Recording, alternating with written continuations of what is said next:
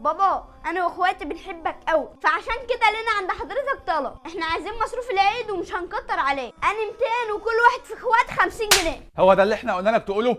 لا. طب وبتغير الكلام ليه؟ اخلص قول يلا اللي بقالنا سنه بنحفظهولك. احنا عايزين مصروف العيد يا بابا. احمد ومحمود 200 وانا 50. الله ينور عليك، روح قول لابوك بقى. ماشي.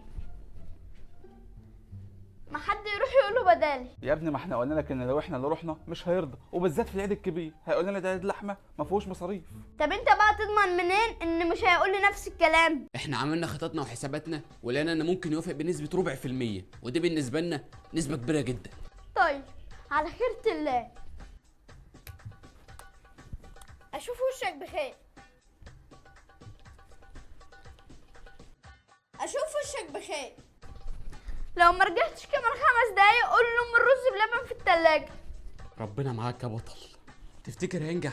حساباتنا بتقول ان هينجح بنسبه 4%، والربع ده قابل للزياده، يعني ان شاء الله هينجح. يا مسهل. وانا بتخض ليه؟ ده كح عادي يعني.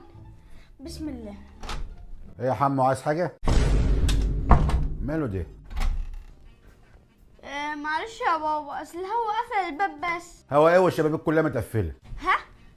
ما هو لما فتحت الباب الهوا جه من بره. المهم كنت عايز طلب من حضرتك. طلب ايه؟ بابا انت عارف انا واخواتي بنحبك قد ايه. الدخلة دي مش مريحاني، اخلص قول عايز ايه؟ احنا عايزين مصروف العيد ومش هنكتر عليك. انا 200 وكل واحد في اخواتي 50. بس كده يا حمادة؟ هو ده كل اللي انت طالبه؟ يا بابا هو ده كل اللي انا طالبه. طيب روح ندعي لاخواتك وتعالوا عشان اديكم مصاريفكم. بجد يا بابا؟ ايوه يا حمو بجد. ماشي. ها قال لك ايه؟ وافق. ما تنطق يا ابني، ابوك قال لك ايه؟ انت بتنح كده ليه؟ انا مش مصدق نفسي. ايه ما وافقش صح؟ انا كنت متاكد انه مش هيوافق، مش قلت لك انه مش هيوافق؟ عندك حق. طب انا معايا 30 جنيه. وانا معايا 20. يلا بينا نلعب ماتشين. يلا. ابوك وافق انه يدينا مصروفنا. بجد؟ طب ما تقولي كده من الاول. وسع يا عم. مش كنت بقول لك يا احمد ان ابوك طيب عمره ما هيزعلنا؟ حصل. وكنت بتقول لي كمان انه احسن اب في الدنيا. حصل. يلا كل واحد يطلع تليفونه ويجيبه. ليه يا بابا انت هتبيعهم ولا ايه؟ كده تظن الظن ده في ابوك؟ لا يا بابا مش القصد، بس احنا عايزين نعرف انت عاوزهم ليه. بالظبط. علشان هوزنهم وعلى حسب وزنهم هديكم المصروف. مش فاهمين. هبسطها لكم، يعني مثلا لو التليفون 200 جرام هديكم 200 جنيه. بجد يا بابا؟ ومش بس كده، اللي تليفونه يكون اتقل واحد هديله الضعف. امسك يا بابا. امسك يا بابا. طيب خدوا يلا كل واحد 200 جنيه على موازينه. طب احنا نستناك هنا يا بابا على ما توزنهم بقى. ماشي. مش قلت لكم ان خطتي هتنجح؟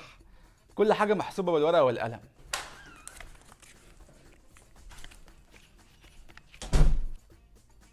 ها تليفوناتنا جابت الفلوس دي كلها؟ ايوه يا حبيبي، تليفونكم جابت الفلوس دي كلها وهنسد بقى الاقساط اللي علينا. يعني ايه؟ احنا مش فاهمين. افهمكم، انا بعت التليفونات عشان اسد بقى الاقساط اللي علينا. ربنا يخليكم ليا يا اولادي. بعتهم؟